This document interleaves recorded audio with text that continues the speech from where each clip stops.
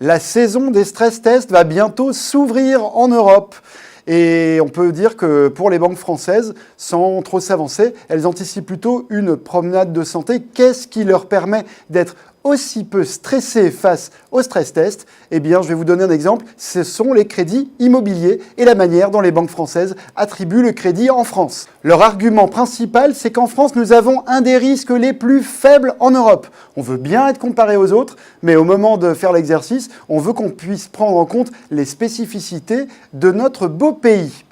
Alors, il y a une de ces spécificités dans le crédit immobilier, c'est qu'en fait, on ne prête pas à tout le monde, on y va ceinture et bretelles. Ce qui va faire que la banque aura envie de vous prêter ou non en France. C'est pas tellement la valeur de la maison, c'est pas tellement, même si ça rentre en compte, l'état du marché immobilier, c'est vous. Vous, ça veut dire votre salaire, votre niveau d'endettement, c'est tout ce qui rentre en compte dans ce qu'on appelle un peu vulgairement, mais c'est comme ça, le scoring.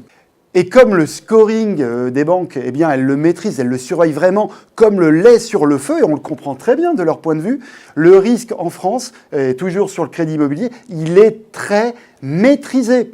Celui qui porte le risque, finalement, c'est l'emprunteur ou celui qui voudrait bien être un emprunteur.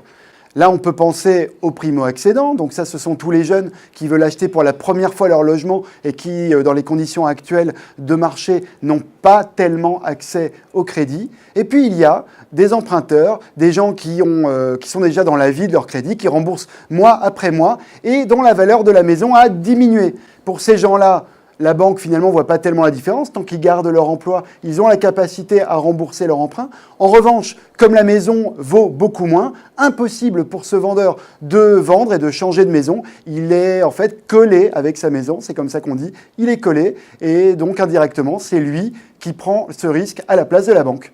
En résumé, pour la banque, le risque, ce n'est pas tellement la maison. Le risque, c'est vous.